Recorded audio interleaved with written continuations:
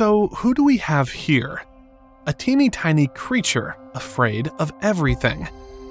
It has thick fur, big eyes, and large ears. It looks like a nimble mouse. And you would never think that standing before you is your great and million times over grandfather. Wait, what? Yes, you heard that right. Of course it's hard to recognize yourself in it now.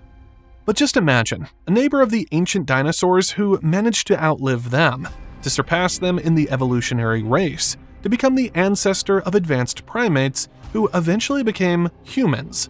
Are you ready to meet a part of yourself you didn't even know existed? Today you'll learn, how can one survive an asteroid impact? What should you eat to avoid extinction? And why did we ultimately become the masters of the Earth? Our early ancestors? No, not apes.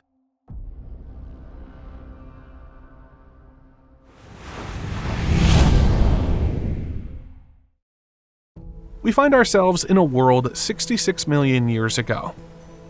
Tyrannosaurs roam the land. Somewhere nearby, they are tearing apart their prey. A little farther off, long-necked sauropods strip leaves from the tops of trees. Pterosaurs circle the sky, looking out for prey. Everything, the sky, the land, even the oceans, is dominated by giants. There is no room for other species here. But from time to time in this green world of giants, small shadows flicker every now and then.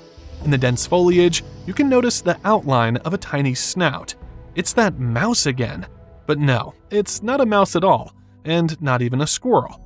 Meet Purgatorius, an Eutherian mammal struggling to survive in the brutal world of giant reptiles. This tiny creature lives in the forested, humid environment of North America. It's quite literally saved by trees, as the tangled maze of branches makes it difficult for larger animals to navigate, but even there, it remains vulnerable. Next to it are dinosaurs over 30 feet tall and weighing tens of tons, and Purgatorius, no more than 6 inches long and weighing just around 1 to 2 ounces, can easily be crushed without even being noticed. So its philosophy is simple: hide, avoid confrontation, and stay unseen. And it does this remarkably well. Its legs act like springs. It clings to branches, pushes off, changes direction on a tiny patch of bark, and vanishes into the trees. Take a look at these tiny remains. These are Purgatorius ankles. For a long time, they remained a mystery. After all, it's just a small joint, an isolated fragment, without a complete skeleton. Only in 2012 did scientists confirm that these remains belong to this little creature. And this is more important than it may seem. The ankle reveals how an animal moves, whether it jumps, climbs trees, or prefers life on flat ground. And the ankles of Purgatorius point to a life in constant motion. Agility helps it survive in the harsh world of the Cretaceous period. But that's not all. It can digest a wide variety of foods, both plant and animal. And we know this thanks to its teeth, discovered back in the 1960s. At first, they were simply identified as tiny remains of some small mammal. And only later, when they were compared and described, it became clear this is Purgatorius. The teeth turned out to have low, rounded cusps with a broad chewing surface. These are not the teeth of a predator, but they are clearly not the teeth of a strict plant eater either. They are the chewing tools of an animal that eats a bit of everything.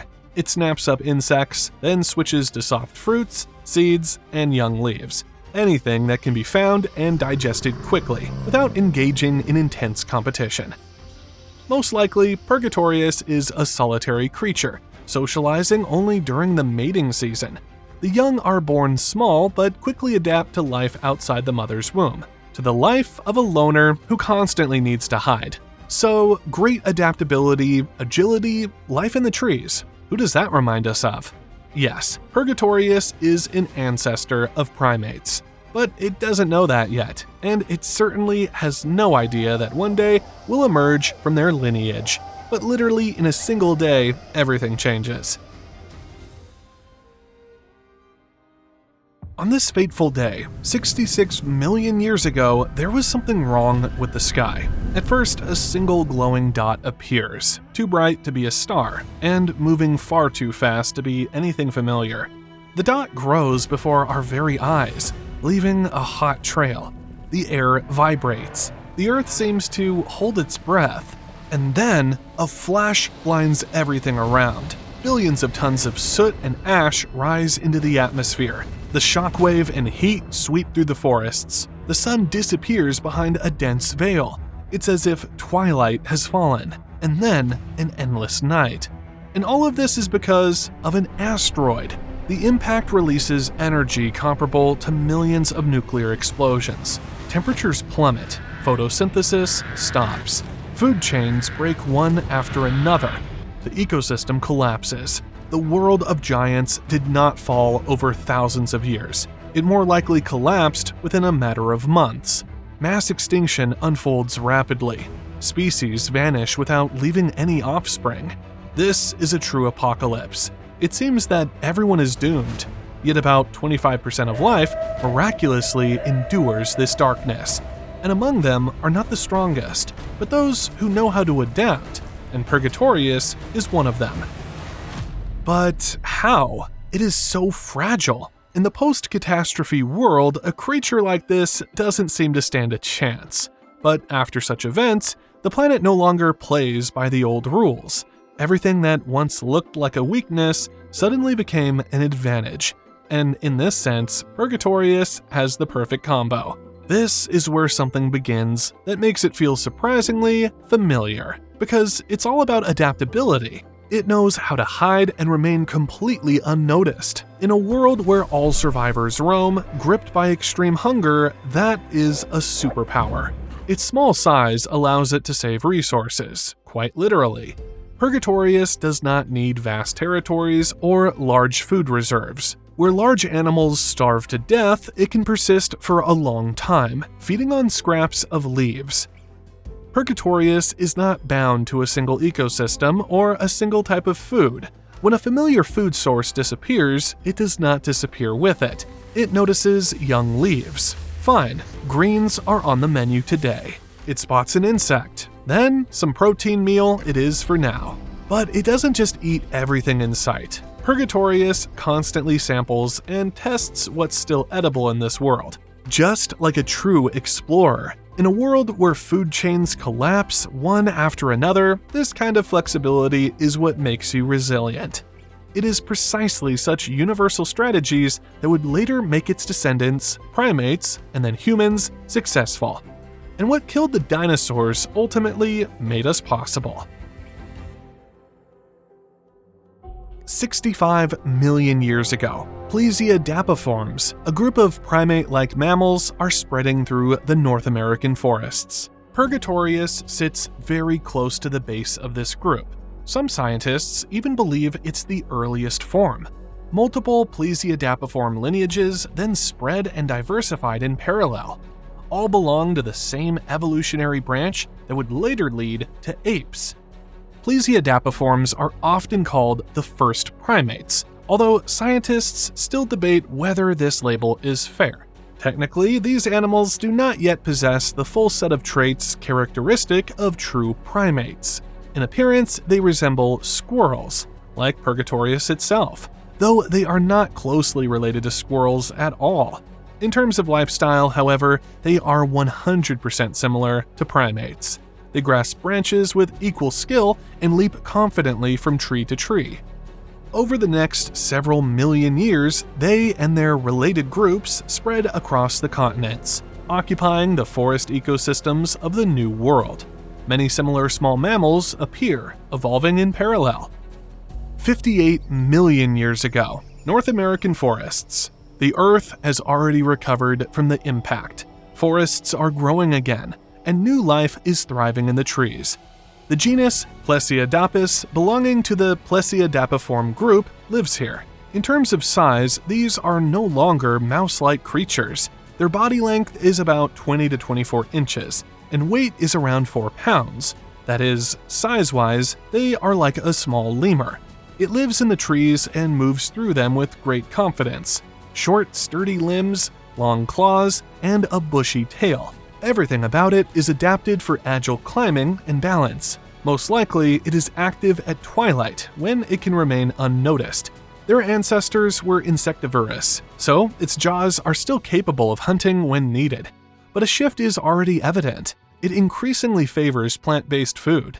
Fruits, nuts, whatever can be found in the forest and obtained without conflict. Plesiadapis doesn't look like a real predator. It's more of an opportunist, taking whatever can be eaten right now. And here's an important detail. Its skull broadly resembles that of a lemur, but it still lacks the post-orbital bars characteristic of true primates. Agile and flexible, fruit-eating, yet not fully primate. This species represents a clear transitional form. Here is another character from the same period, Carpolestes, living in parallel in the same region, North America, 58 million years ago. A small mammal from the same large group of Plesiadapiforms, but smaller. Its body length is about 4 to 6 inches, with a maximum weight of around 3.5 ounces, almost like a mouse. But now we know, in the treetops, this is not a weakness. The smaller you are, the easier it is to disappear. The easier it is to squeeze into places larger animals cannot reach. Most likely, it is nocturnal. Small size, quick reactions, and stealth are its protection. Its teeth are also adapted to what the forest hides among the branches: fruits, seeds, and possibly insects. And once again, the key insurance policy of small animals comes into play: omnivory. Not a single correct food source, but a whole set. Plan B, Plan C, and Plan D, for when the forest and season changes, and familiar food disappears.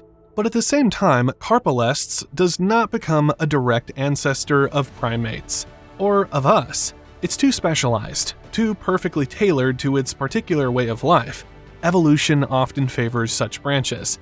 They work here and now, but they don't lead further. Most likely, the lineage of this animal went extinct. Because evolution is not a ladder, it's a bush with many branches, including dead ends.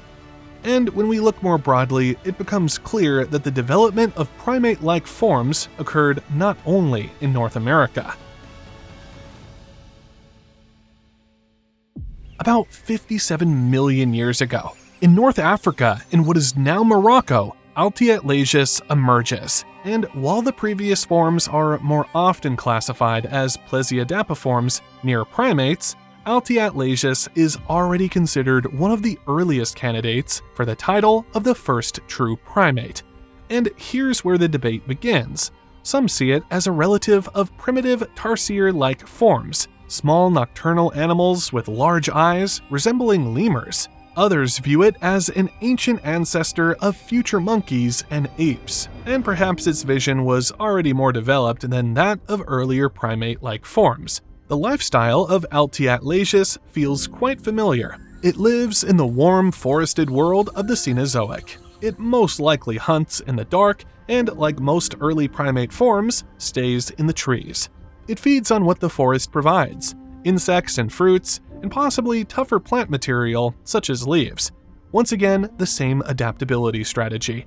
All these species are evolutionary experiments, accumulating the traits necessary for survival and bringing us to a turning point. 55 million years ago, in the warm forests of North America and Europe, the first true primates appear, the euprimates. And here is what matters. In them, everything we have already seen in earlier species comes together. From Purgatorius, the habit of exploring, of literally tasting the world, of not relying on a single menu. From Plesiadapis, agility and control high in the forest canopy. And now, added to this, comes the full primate package: good vision and the ability to learn. From here, this lineage begins to branch.